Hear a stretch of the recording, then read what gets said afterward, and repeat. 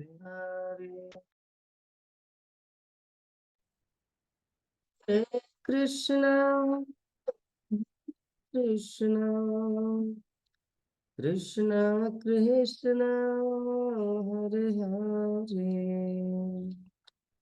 Hare Rama, Hare Rama, Rama Rama, Hare Hare,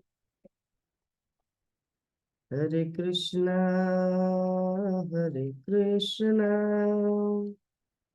Krishna Krishna, Hare Hare, Hare Rama, Hare Rama, Rama Rama, Hare Hare.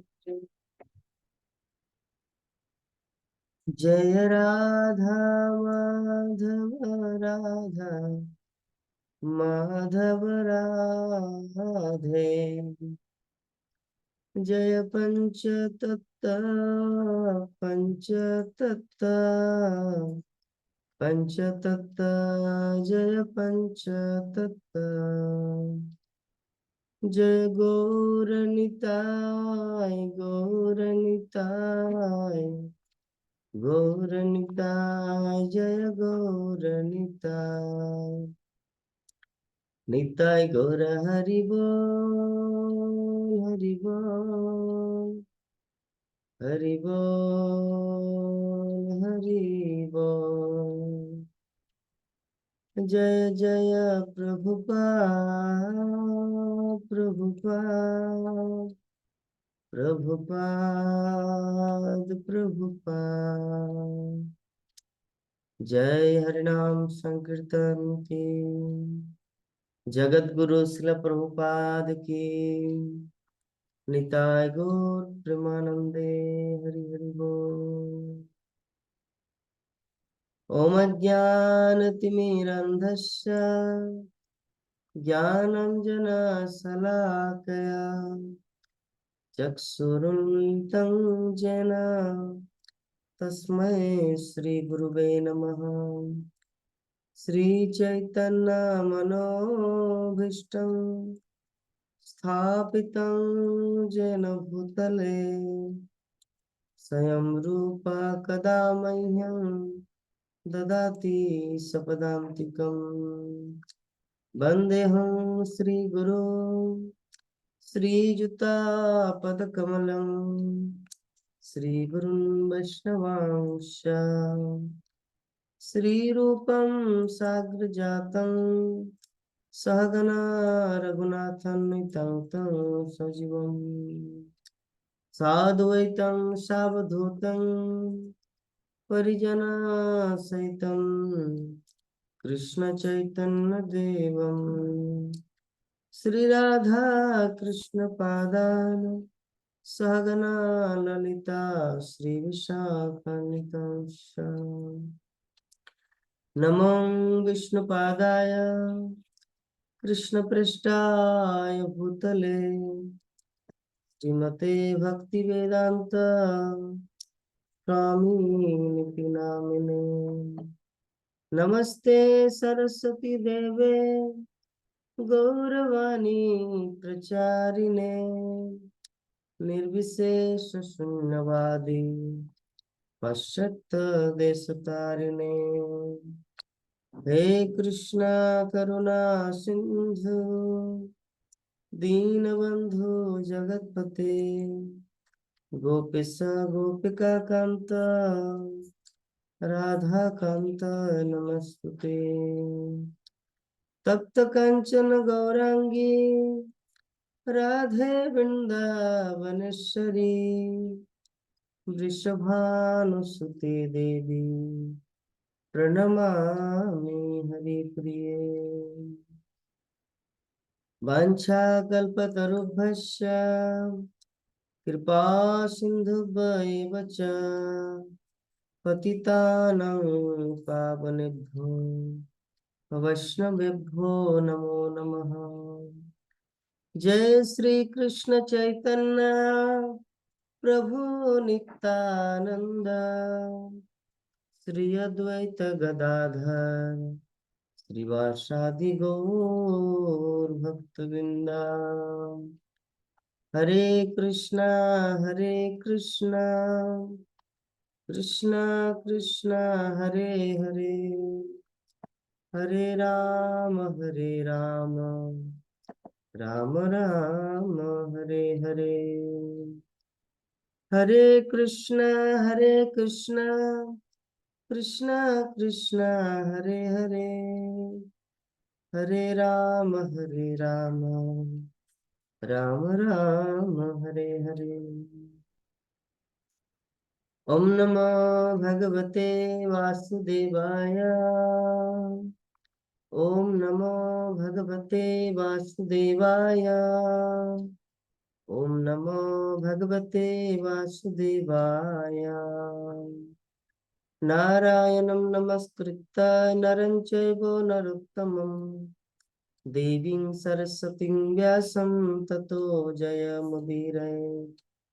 नष्टप्रायेषु अभद्रेषु नित्यं भागवत सेवया भगवती उत्तमश्लोके भक्तिर्भवति नष्टिके। मुखं करोति वाचालं पङ्गुलं गिरिं यत्कृपातमं वन्दे श्रीगुरुनदिनतारिणं परमानन्दमाधवं श्रीचैतन्येश्वरम्।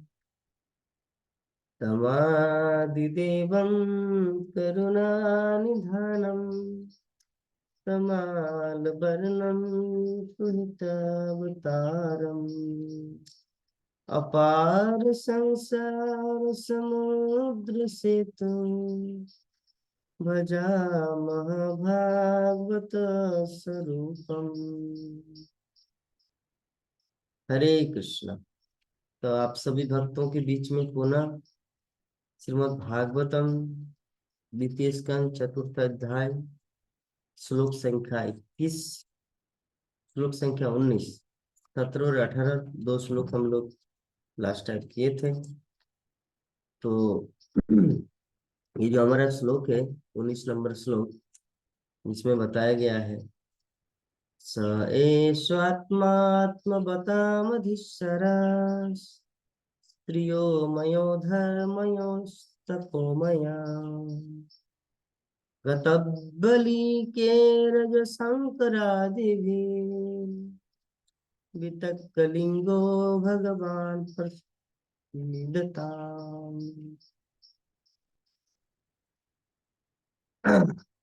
तो ये परमात्मा सुखदेव गोस्वामी परीक्षित महाराज को बोल रहे हैं, ये परमात्मा है तथा समस्त सिद्ध स्वरूप सिद्ध पुरुषों के परमेश्वर है। वे साक्षात वेद, धर्म ग्रंथ, शास्त्र तथा तपस्या है। वे ब्रह्मा जी, शिव जी तथा कपट से रहित समस्त व्यक्तियों द्वारा पूजित है। आश्चर्य तथा सम्मान से इसे पूजित होने वाले पूर्ण पुरुषोत्तम भगवान मुझ पर प्रसन्न है। तो ये जो प्रसंग है हमारा द्वितीय स्कंद चतुर्थ अध्याय, चतुर्थ अध्याय की ब्रह्मांड की अभिव्यक्ति, ब्रह्मांड का सृष्टि कैसे हुआ, इसका अस्तित्व क्या है, कौन पहले आया, उसके बाद कैसे सृष्टि का प्रचलन हुआ।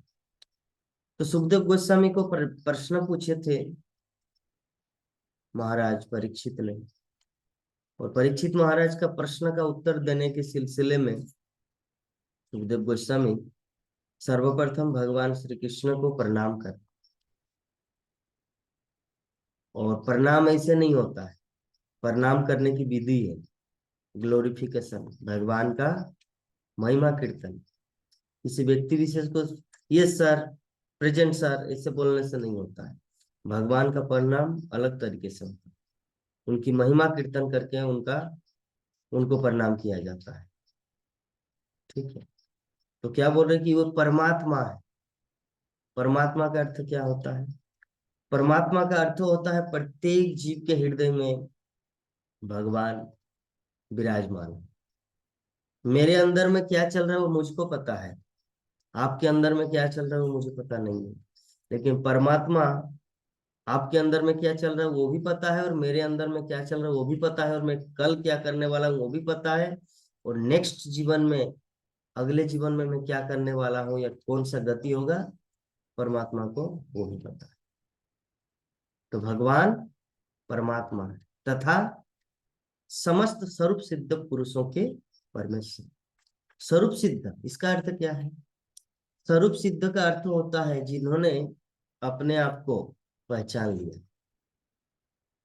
इस संसार में जितने सारे प्राणी हैं सभी अपने अपने देहात्म बुद्धि द्वारा ग्रस्त।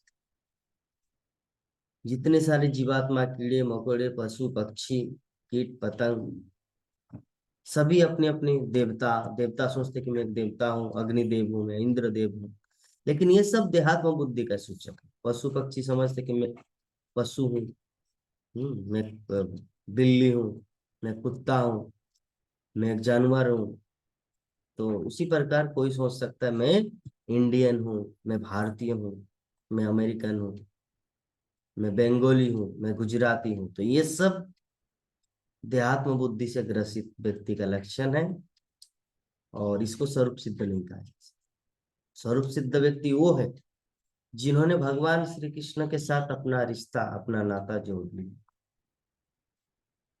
तो भगवान श्री कृष्ण जो है किसके परमेश्वर है? स्वरूप सिद्ध पुरुषों के परमेश्वर। यद्यपि फिलोसॉफिकल दृष्टिकोण से देखने से भगवान तो सबका परमेश्वर है, लेकिन पहचान कौन पाता है? जो आत्म साक्षात्कार कर ले, अर्थात जो स्वरूप सिद्ध व्यक्ति। और भगवान साक्षात वेद है। वेद मतलब धार्मिक ग्रंथ। जिस ग्रंथ के द्वारा, जिस ज्ञान के द्वारा हम लोग भगवान श्री कृष्ण तक पहुंच सकते, भगवान श्री कृष्ण को समझ सकते, वही है वैदिक ग्रंथ।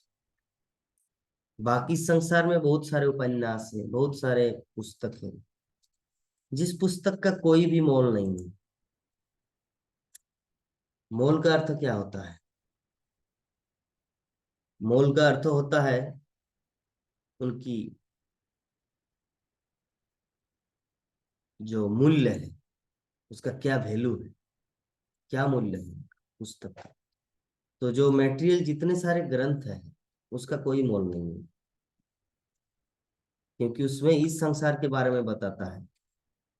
तो एक कुत्ता को भी उनको भी पता है कि कैसे खाया जाता है।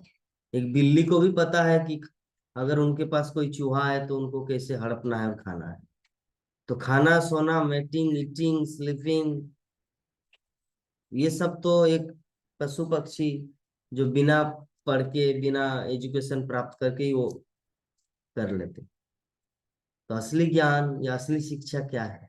इसलिए प्रभुपाद बताते हैं आत्म साक्षात्कार, कि मैं भगवान का दास हूँ, भगवान का सेवक हूँ। मेरी स्वरूप उपलब्धि जब तक नहीं होता तब तक हम एक पशु तुल्य व्यक्ति। तो धर्म ग्रंथ, धर्म शास्त्र, साक्षात वेद कौन है? तपस्या, भगवान है। तथा ब्रह्मा जी, शिव जी तथा कपट से रहित समस्त व्यक्तियों द्वारा पूजित है। भगवान कृष्ण किसके द्वारा पूजित है? शिव जी उनकी पूजा करते, ब्रह्मा उनकी पूजा करते, और जिनके अंदर कपट नहीं है, निष्कपट व्यक्ति है, वो भी उनकी पूजा करते। इस संसार में जितने सारे कपटी है, छलिया है, जो दूसरों को ठगने की प्रवृत्ति रखता है, वो कभी भी भगवान श्री कृष्ण की पूजा नहीं कर सकते। भगवान श्री कृष्ण की पूजा करने के लिए व्यक्ति को कपट रहित होना है, निष्कपट होना है। निष्कपट व्यक्ति ही कृष्ण पूजा कर सकते हैं। और आश्चर्य तथा सम्मान से ऐसे पूजित होने वाले भगवान श्री कृष्ण, पूर्ण पुरुषोत्तम भगवान मुझ पर प्रसन्न हो। सुखदेव गोस्वामी बोल रहे कि मुझ पे प्रसन्न। यद्यपि इसलिए सुखदेव गोस्वामी के जीवन में भगवान श्री कृष्ण ऑलरेडी प्रसन्न है, फिर भी वो आकांक्षा कर रहे कि भगवान मुझ पे प्रसन्न हो। तो ये होता है भक्त का लक्षण। भक्त कभी भी नहीं बोलता कि अरे आप सबसे मैं बहुत महान हूं। जानते हैं किसकी कृपा है मेरे ऊपर? साक्षात अखिल विश्व ब्रह्मांड के मालिक का। लेकिन सुखदेव गोस्वामी के पास वो कृपा है। फिर भी वो अपने आप को ये व्यक्त नहीं कर रहे कि भगवान मुझ पे ऑलरेडी कृपा किए वो, बल्कि वो भीख मांग रहे कि हे प्रभु आप मुझ पे प्रसन्न हो। तो श्रील प्रभुपाद तात्पर्य में लिखते हैं कि यद्यपि भगवान आत्म साक्षात्कार के विभिन्न पंथों के अनुयायियों के स्वामी हैं, तो भी ये उन्हीं लोगों द्वारा ज्ञेय है, जानने योग्य है, जो आडंबर से परे। भक्ति ही एक ऐसा साधन है जिसमें विनम्रता आती है। बाकी जितने सारे साधन है, योग, कर्मकांड, ध्यान की विधि, ये सब आडंबर है और कुछ नहीं। ध्यान में क्या होता है, अहम ब्रह्मास्मि, मैं अभी जीवात्मा हूं, कुछ दिन के अंदर परमात्मा बन जाऊंगा। भगवान का ध्यान करते करते उनको ये फीलिंग आता है कि मैं भगवान बन जाऊंगा। तो ये सब आडंबर। लेकिन भक्ति क्या है, भगवान मेरे प्रभु है, कृष्ण मेरे मालिक है और मैं उनका तुच्छ सेवक हूँ। तो भक्ति एक ऐसी विधि है जो आडंबर से परे है, बियॉन्ड। तो प्रत्येक व्यक्ति नित्य शांति या शाश्वत जीवन की खोज में रहता है, जिसके लिए वो या तो वैदिक शास्त्रों का या अन्य धर्म शास्त्रों का अध्ययन करता है, या ज्ञान मार्ग दार्शनिकों या योगियों अथवा अनन्य भक्तों इत्यादि की तरह भक्ति करता है। प्रत्येक व्यक्ति, संसार में जितने सारे जीव हैं, सभी शांति की खोज में, शाश्वत जीवन की खोज में। कोई मरना नहीं चाहता, लेकिन मरना पड़ता है, क्योंकि वो रियलिटी में वो शाश्वत जीवन के अधिकारी है। आत्मा होने के नाते न जायते म्रियते वा कदाचिन नायं भूत्वा भविता न भूयो अजो नित्यम शाश्वत पुराण न हन्यते हन्य माने शरीर। अर्थात कि आत्मा का न कभी जन्म होता है, न उनका कभी मृत्यु होता है। वो न कभी जन्म लिया है, न कभी जन्म लेगा। न हन्यते हन्य माने शरीर, शरीर के मारे जाने के बाद भी जिनका पतन नहीं होता, जिनका नाश नहीं होता, उसे कहते हैं आत्मा। तो रियलिटी में हम लोग आत्मा है, लेकिन आत्म साक्षात्कार कहने का मतलब ये आत्म विस्मृति के कारण हम लोगों को मरना पड़ता है, जीवन धारण करना पड़ता है। तो ये जो भय है ना, मन में हमेशा बना रहता है कि कैसे इससे छुटकारा पाया जाए, लेकिन जीवात्मा को पता नहीं। शास्त्रों में कहा गया है, नते विदु स्वार्थ गतिम है विष्णु। विदु का मतलब होता है ज्ञानवान, स्वार्थ का मतलब होता है सेल्फिशनेस, अर्थात अपना स्वार्थ, अपना बेनिफिट। तो कोई भी विद्वान इस संसार में ऐसा नहीं है जिनको पता है कि वास्तविक स्वार्थ या वास्तविक बेनिफिट भगवान विष्णु उनको प्राप्त करना, किसी को पता ही नहीं। नते स्वार्थ गति है विष्णु, नते विदु।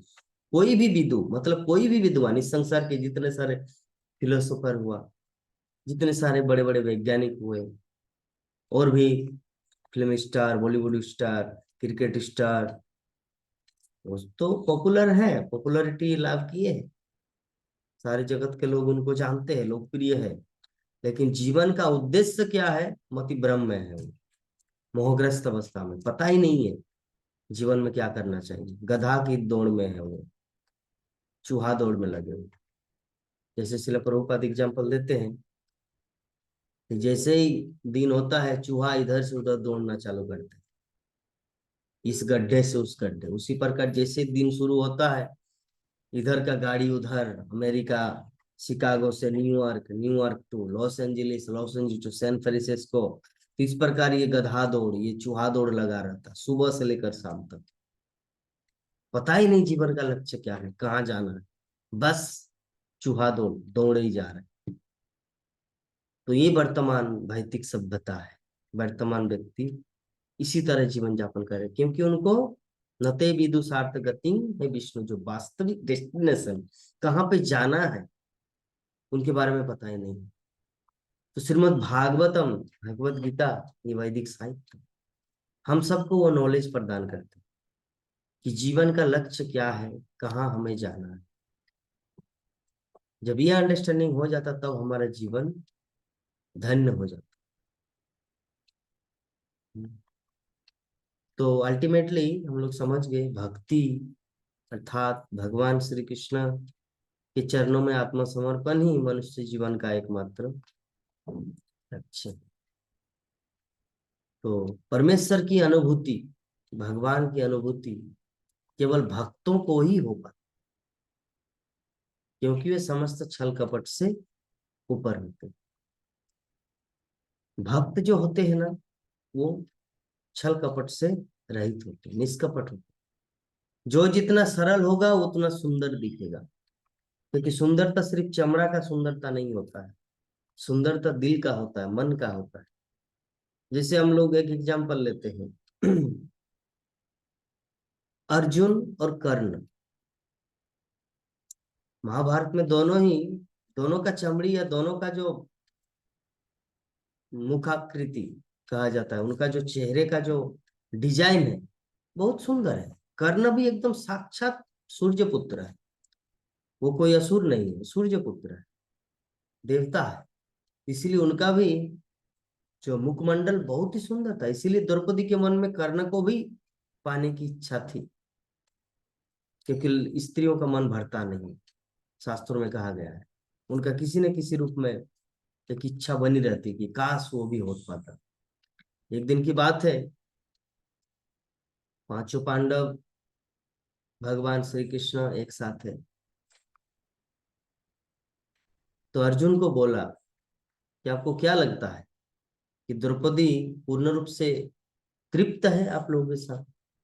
उनके मन में अभी भी एक व्यक्ति का ख्याल है। तो अर्जुन ने पूछा कौन? बोले कि कर्ण। तो एनीवे जो भी है, बोलने का भाव कि कर्ण जो है और अर्जुन जो है भगवान के शुद्ध भक्त, उनके डेडिकेट सोल है, उनके दास है। और कर्ण सुंदर है दिखने में, मुखड़ा सब कुछ ठीक है, लेकिन उनका जो चरित्र, उनका जो संगत भक्तों की संगति में नहीं है। वो दुर्योधन के पार्टी में, कली के राज्य में वास करते। इसलिए दोनों का जब नाम आता है ऑटोमेटिक एक श्रद्धा आ जाता है। कर्ण मन में 80% 90% श्रद्धा आता है, क्योंकि जो भी है सूर्य पुत्र है।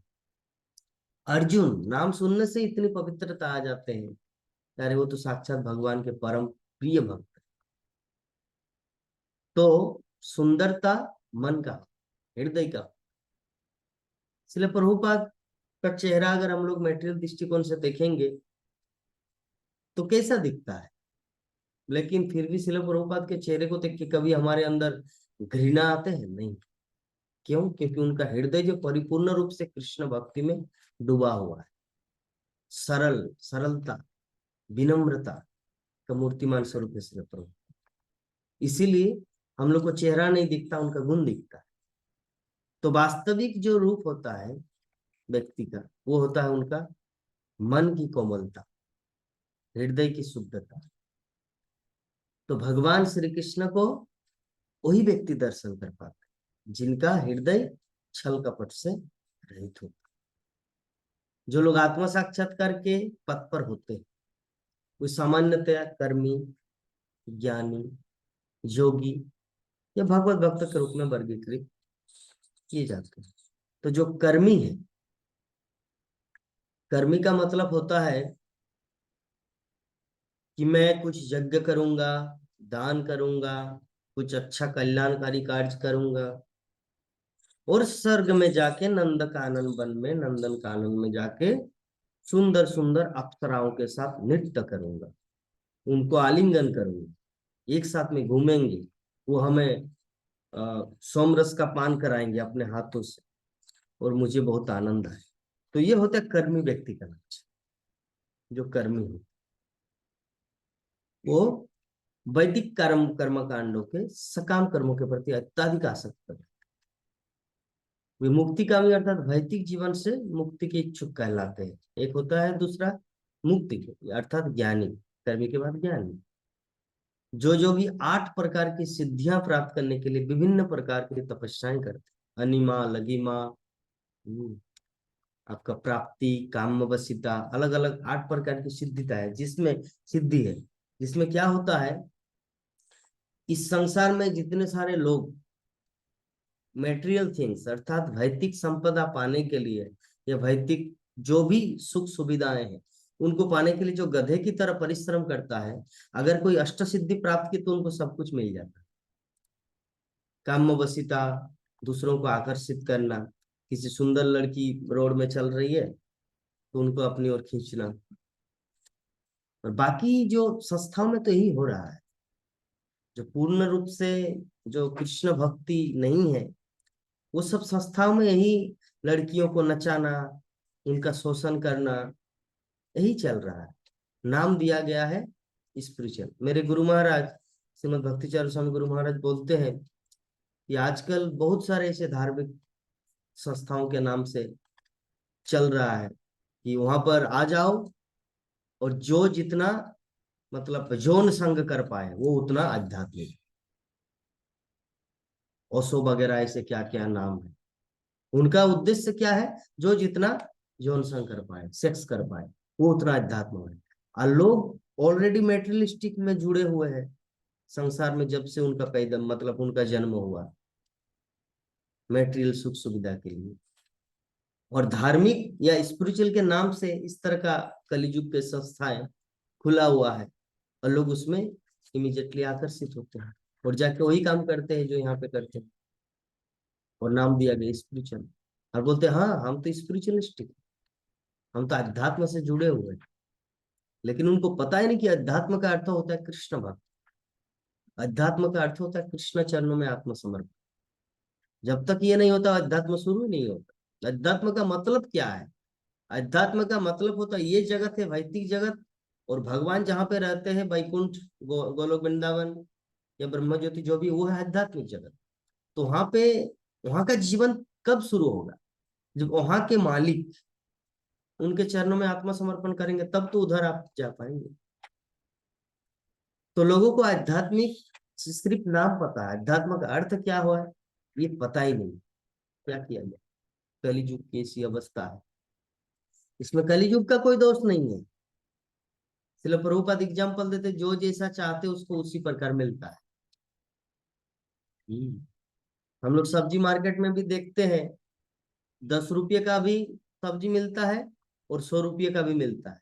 एक सड़ा हुआ होता है या जिसमें कीड़ा लगा हुआ वो भी मिलता है 10-15 रुपया में, और अच्छा फ्रेश भी मिलता है। आपको जो चूज करना है। तो इस्कॉन जैसे सोसाइटी फ्रेश चीज भी है इस संसार में, और बाकी ऐसे कीड़े मकोड़े का सब्जी भी है दुनिया में।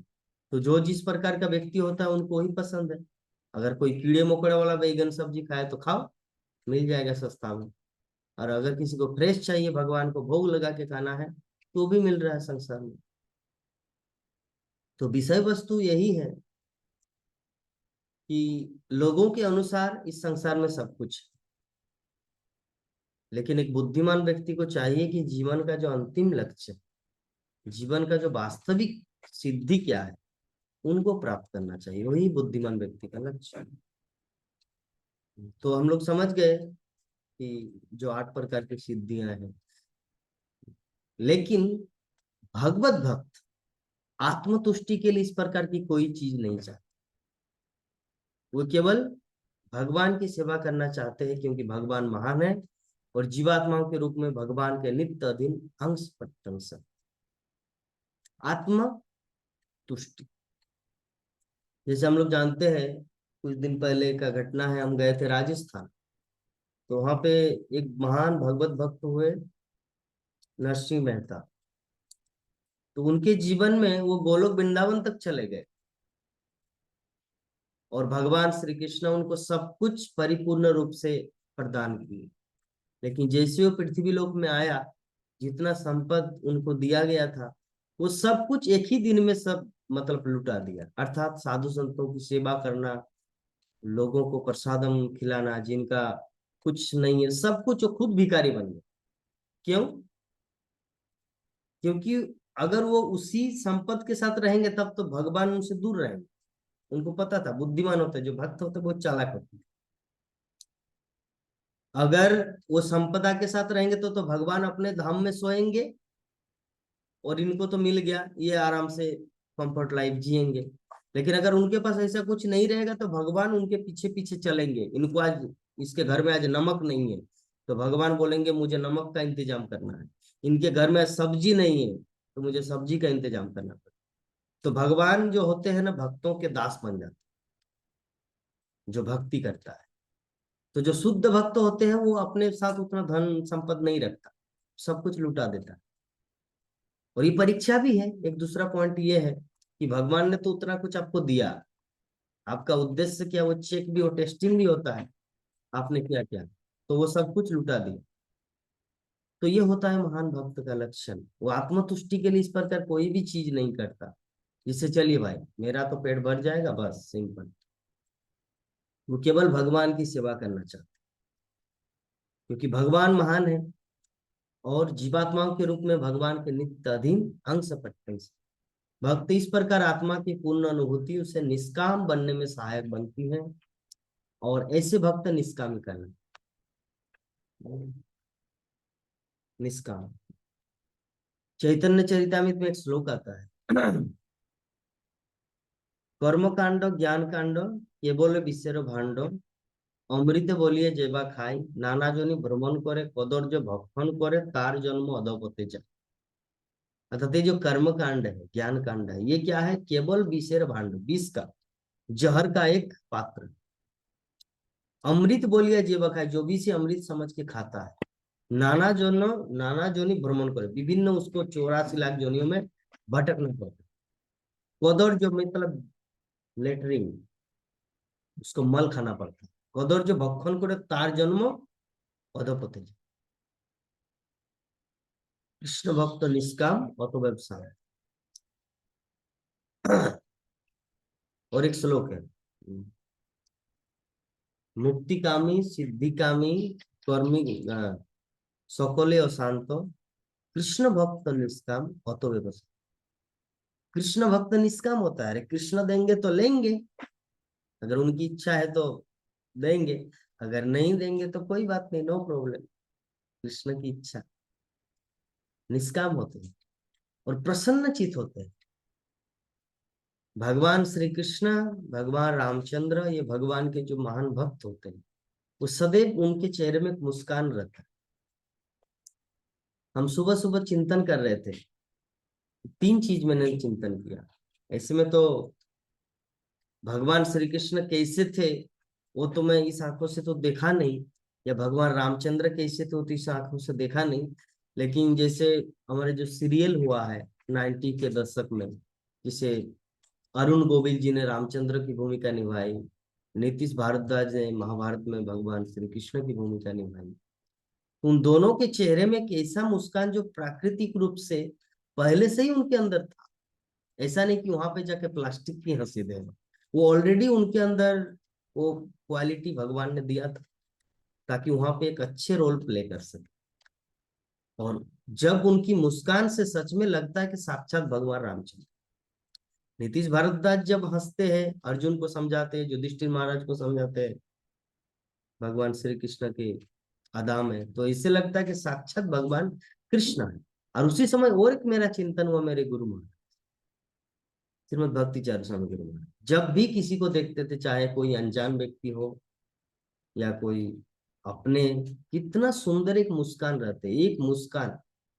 हाँ, हमारे एक गुरु भाई है कमल नयन प्रभु, उन्होंने बताया कि गुरु महाराज की एक मुस्कान से लोग करोड़ों करोड़ों रुपया लुटा देते थे सूरत में, गुजरात में, एक मुस्कान से।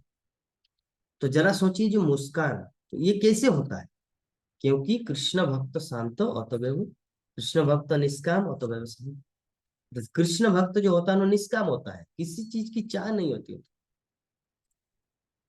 इसलिए उनके अंदर मुस्कान होती है। वही मुस्कान दूसरों को अट्रैक्ट करता है भक्ति करने का। यार ये कृष्ण भक्त इतने मतलब आनंदमय जीवन जी जापन करते हैं, चलिए मैं भी भक्ति में आओ। तो इस प्रकार हम लोग समझ गए कि निष्काम भक्त भगवान के लिए सब कुछ इच्छा कहता है, वो भगवान के आदेशों पर पूरी तरह आश्रित रहता और भगवान की तुष्टि के लिए अपना कर्तव्य निभाने के लिए सदैव उद्यत रहता, भगवान की इच्छा को पूरी करने।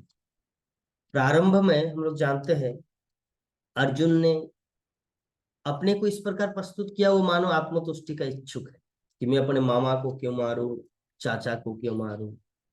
कुरुक्षेत्र के युद्ध में वो लड़ना नहीं चाहते, लेकिन भगवान ने उसे निष्काम बनाने के लिए भगवत गीता का उपदेश दिया, जिससे कर्म योग, ज्ञान योग, हठ योग तथा भक्ति योग की भी व्याख्या मिलती। क्योंकि अर्जुन निष्कपट था, उनके हृदय में कोई कपट नहीं था, अंदर जो है बाहर भी वही है सेम। अतएव उसने अपना निर्णय बदल दिया और युद्ध करने के लिए राजी होकर भगवान को तुष्ट किया। करिष्ये वचनम तब, इस तरह वो निष्कामी बने।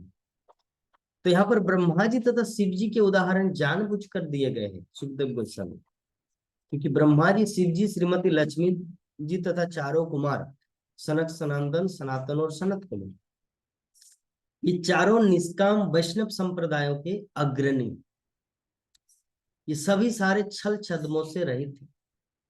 इसलिए जीव गोस्वामी गत गतब्बली के शब्द की व्याख्या प्रज्जिते कैतव्य के रूप में करते हैं, जिसका अर्थ है वे जो समस्त कपटों से मुक्त है, केवल अनन्य भक्त। तो चैतन्य चरितामृत मध्य लीला 19वां अध्याय श्लोक संख्या 149, वहां पे कहा गया है कृष्ण भक्त निष्काम अतवेव शांतो भुक्ति मुक्ति सिद्धि कामी सफली असफली।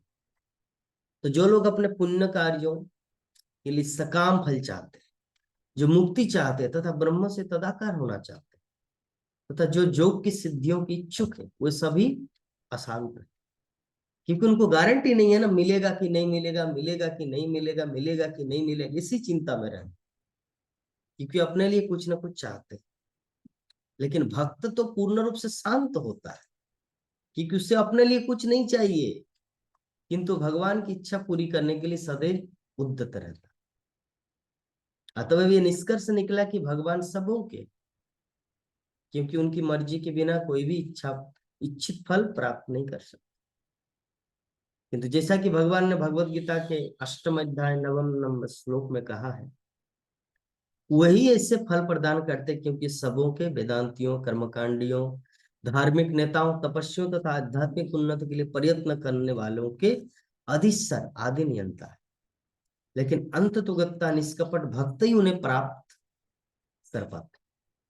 इसीलिए सुखदेव गोस्वामी ने यहाँ पर भक्ति योग सेवा पर विशेष बल दिया है। तो कल हमारा जो टॉक शो प्रोग्राम हुआ, उसमें क्वेश्चन आया था और शिव जी और भगवान विष्णु के भक्तों का वर्णन आया है। तो शिव जी के भक्त के पास जितना सारा धन संपद होता है, उनको लगता है ये संपद मेरा है, लेकिन जो कृष्ण के भक्त होता है, उनको लगता है कि मेरे पास कुछ भी नहीं है, जो भी है वो कृष्ण का संपत्ति है, मैं जस्ट दास की भांति उनका रक्षा कर रहा हूं। तो कृष्ण भक्त जो है ना, जीवन की सिद्धि है। कल के प्रसंग में ये भी आया था कि जीवन की सिद्धि क्या है, प्रेम पुमार्थ महान, अर्थात जीवन का लक्ष्य है, मनुष्य जीवन का लक्ष्य है, श्री चैतन्य महाप्रभु ने कहा है कि भगवान श्री कृष्ण के प्रति प्रेम को प्राप्त करना, दैट इज कॉल्ड जीवन की सिद्धि।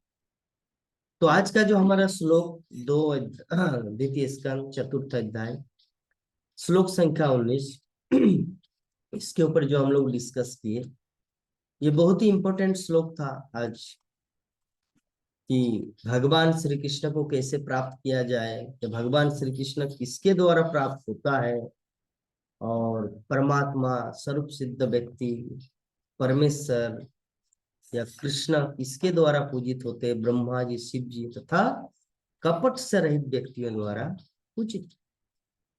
ऐसे पूर्ण पुरुषोत्तम भगवान मुझ पर प्रसन्न, क्योंकि भगवान जब तक हमारे जीवन में प्रसन्न नहीं होता, तब तक हमारा किसी चीज में लाभ नहीं होगा, हर चीज में बाधाएं आएगी, किसी भी चीज में उन्नति नहीं होगी, चाहे वो व्यवसायिक क्षेत्र में हो, या आध्यात्मिक क्षेत्र में, इस जगत में कुछ उन्नति हो या आध्यात्मिक रिलेटेड स्पिरिचुअल प्रोग्रेस, हर क्षेत्र में भगवान श्री कृष्ण का हमारे जीवन के साथ प्रसन्न चित होना है।